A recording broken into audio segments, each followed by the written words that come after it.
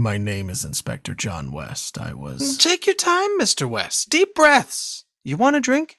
Whiskey. Hold the rocks. Hold the rocks. Hilarious, Mr. West. Fuck you. My name is Inspector John West. I was the officer in command on the Party Hard killings. Can you describe to me exactly what the Party Hard killings were? They were a series of murders strung across the U.S. during the autumn break of 2000, exclusively taking place in and around house parties, rooftop parties, cruise parties, you name it. This guy was there, stabbing his way through the crowds. And what was the motive, Mr. West? This guy, he just wanted some peace and quiet. Maybe you should start from the beginning, Inspector. It might give us a better idea of where this all went so wrong.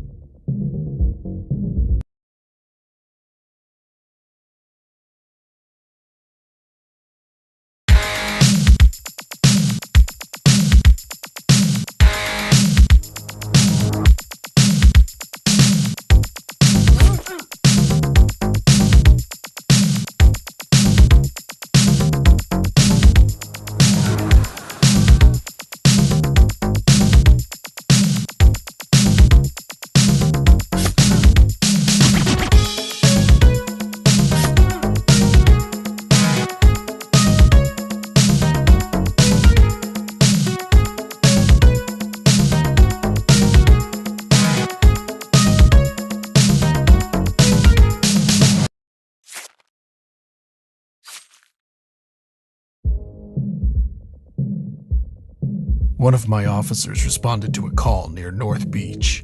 It was the end of April, so typically a bunch of the college kids in the area were getting hammered instead of prepping for their finals.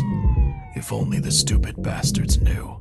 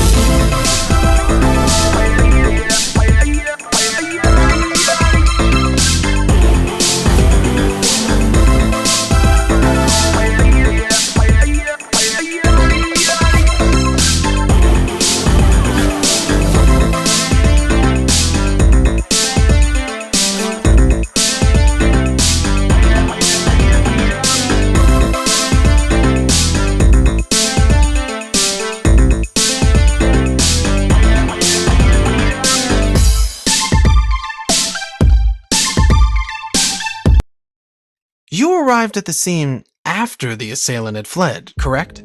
A little after 3 a.m., yeah.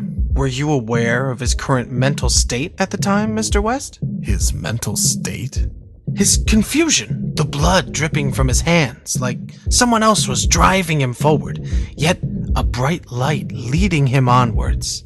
I heard that bright light, as you so eloquently put it, was just a bunch of biker trash scumbags in search of lost souls.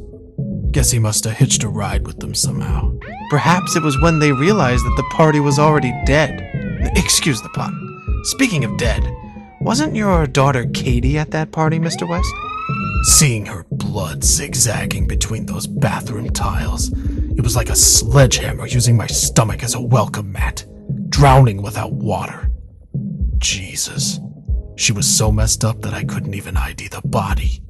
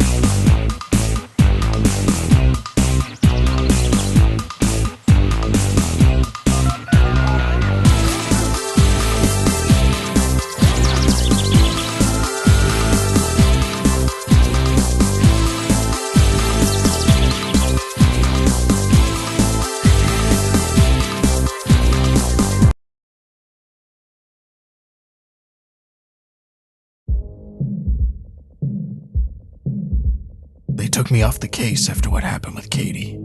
But let's just say it was keeping up to speed by other means. Once the ranch massacre happened, my colleagues were more than happy to unofficially keep me informed.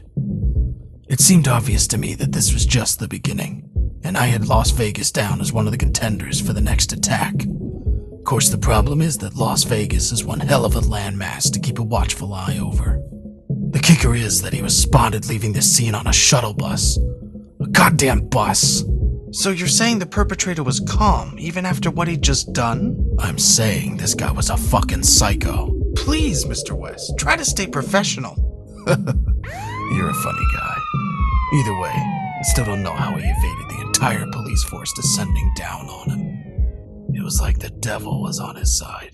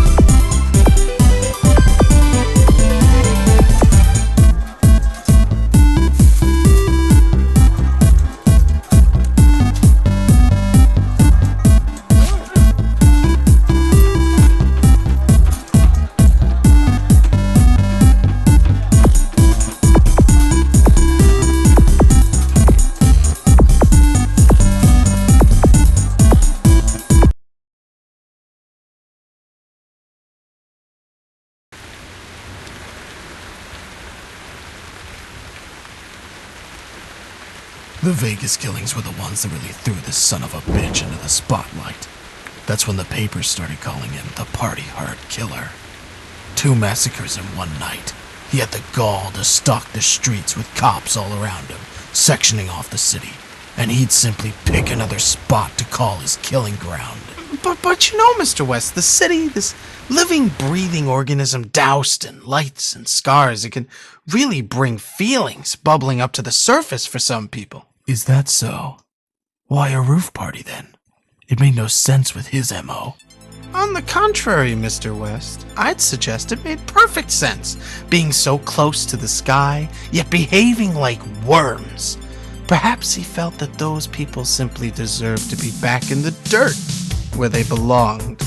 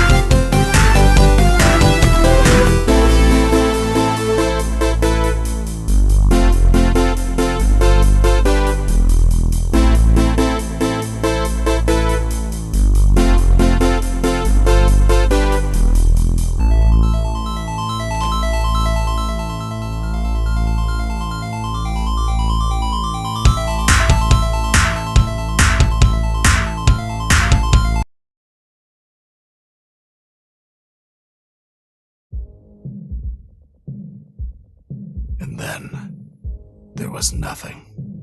Months and months of goddamn nothing. Just frustrating goddamn silence. The shadow had swept through our lives and then hidden away like the yellow-bellied piece of shit that he is. Mr. West, please, let's stick to the facts. What do you think he was doing during this time? Damned if I know. Tell you what, though, those months dragged and dragged. The papers wanted names. There was severe public unease. The police force was a laughingstock. You'd never guess that one single sicko could rip this country apart so badly. And then one day, out in the desert, there was an encounter. What kind of encounter? A guy driving late one night told us he nearly hit this guy who stepped down in the middle of the road. Apparently, he didn't say much, although the driver was in shock, as you'd expect. He sort of just threw a flyer at the guy's feet. Said he needed help. Needed help? What kind of help? Said he needed a ride to a party on a boat.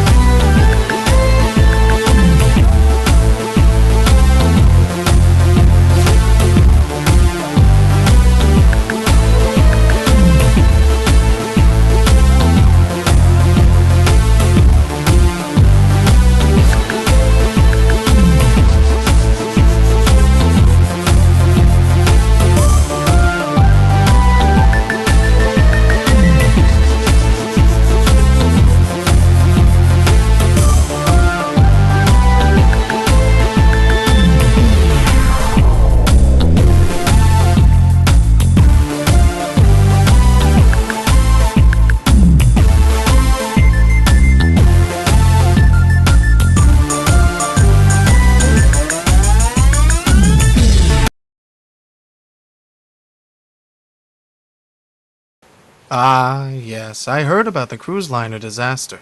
Although I assume it wasn't the rushing water that killed those people, as the news had us believe. Sometimes it's easier to keep the people safe by shielding them from the truth. Yes, well, that's an interesting sentiment, although I'm guessing the people on that boat may have felt a bit shortchanged. Though, while we're on the topic of truth, you were about to discover a truth of your own, am I right, Mr. West? The girl. Yes, the girl. Tell me about the girl, Mr. West. From what I understand, she'd been following him since he first began his descent to madness. Stalking him, perhaps? Label it what you want. Seems like she was a fan of his work. Wanted to study his methods, as sick as it sounds. She was always a troubled child. You seem to be well acquainted with our newly found heroine, Mr. West. And you know exactly why, you son of a bitch. It was Katie. It was my daughter.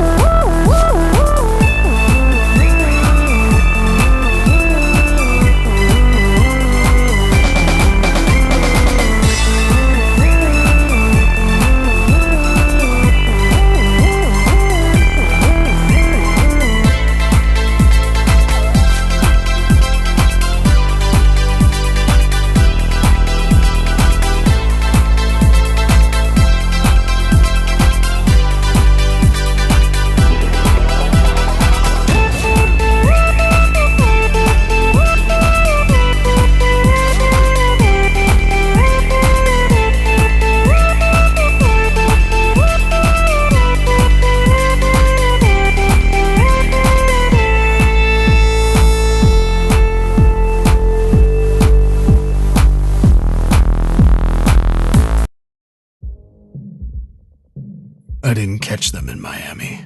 I didn't even visit the scene. Why was that, Mr. West? Tired, I guess. I'd been chasing this nut job for months by that point, and now that Katie was confirmed to be in his company, it was a lot for one man to take in. How did you think Katie was involved, Mr. West? She was always one to be driven by danger, correct? It's a strange, fucked up situation you're in if you're hoping, praying that your own daughter had been snatched away by a madman. It was better than the alternatives. It must have crossed your mind that Katie was, in fact, the killer all along? It would have been clever, really, faking her own death to escape an abusive father. How was your relationship with your daughter, Mr. West? God damn you. God fucking damn you.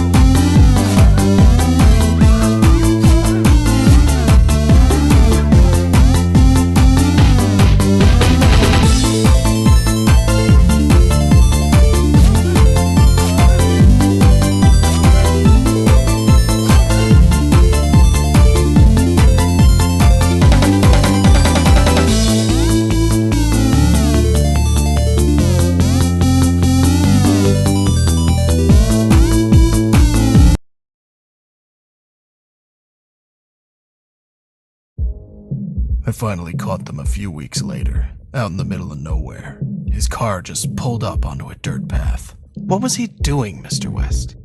I'd been staring at photos of Katie every night for the last month. The ink had started to run off where I'd been pressing the corners so tightly. What was he doing, Mr. West? He was admiring his handiwork. I wouldn't worry, Mr. West. The chances are it's what she wanted anyway. To be one of his works of art, so to speak. Fuck you.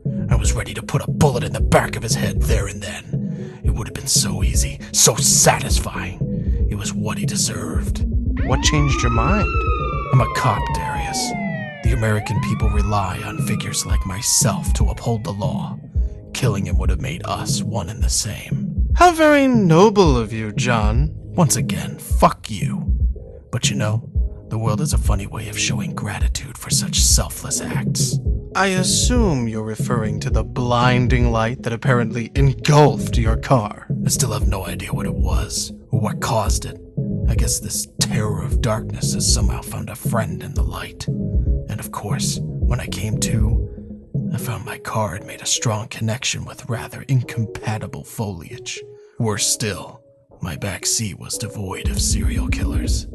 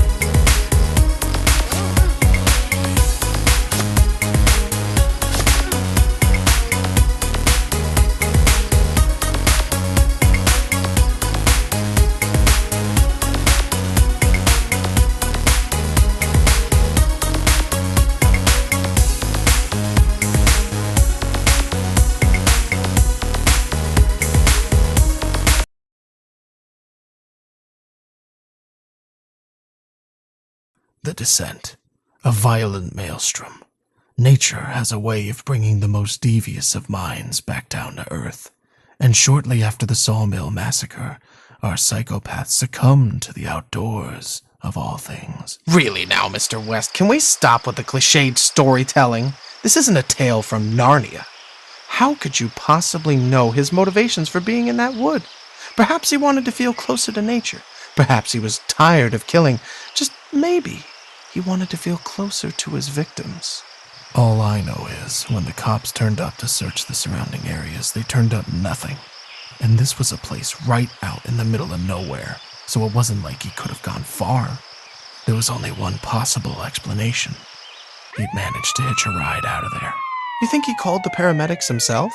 Well, it makes sense, right? Splatter yourself with some of the blood at a mass murder scene and the medics aren't exactly going to be picky about who they pick up. He's breathing, so you get him to the wagon ASAP. Of course, this particular victim was breathing a little too well for his or their own good. I guess they may be adding a new phrase to the ambulance protocol handbook. Never give drugs to a psychopath.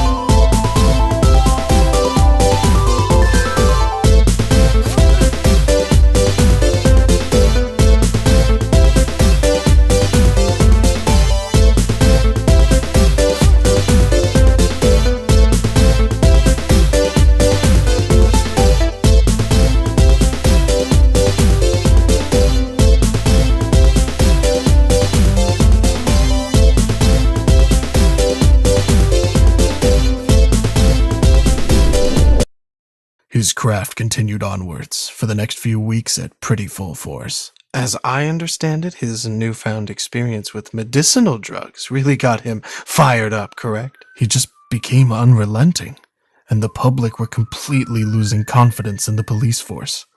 Well, no, they'd already lost all confidence. Now they were forming task forces and going out onto the streets themselves looking for him. He even had followers by this point, groups of people who saw what he was doing as some kind of means to a human utopia. We just couldn't keep up with him.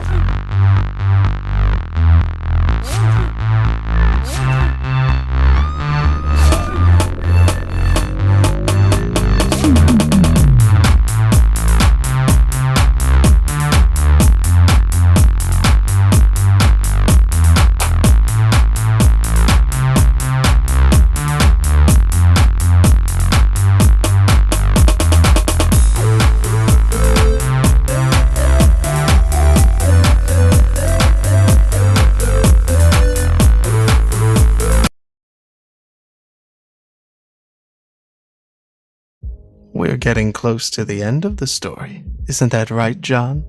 A bunch of his avid followers, his so-called party harders, were said to be holding a party down in the San Francisco subway after hours. And you heard about the party just in time to catch him. Is that correct? That's what I was hoping. What was your plan exactly? The last time you encountered this man, it didn't exactly swing in your favor. I knew exactly what I had to do. It was plain and simple. He had to be stopped.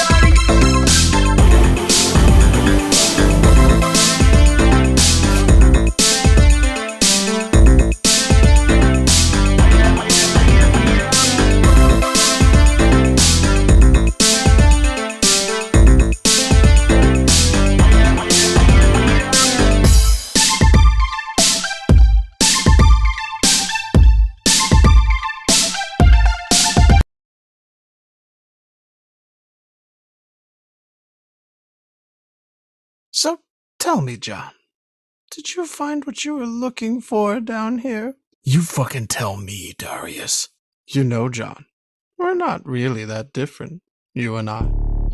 You can make out like you're the heart of gold and I'm the malicious prick here, but you never really tried to stop me, did you? You say that like I had a choice. You always had a choice, John. You know that. You're not weak. You allowed me to do these things, John, and now you want to justify it all to yourself. Wash your hands clean of any wrongdoing. I'm not like you. Come on, John. Sooner or later you're going to have to admit it to yourself. You enjoy the rush just as much as I do. The splatter, the silence. Do they really deserve this? John, look around you. The world is falling to shit. These people, they don't realize how good they've got it. We're doing them all a favor. John, you just spent the last half hour sat here trying to convince yourself what we're doing is wrong. What have you learned? Someone needs to be thinking about the bigger picture, I guess. There you go, John. You get it now. Let it go. Come on, Darius. Let's go home.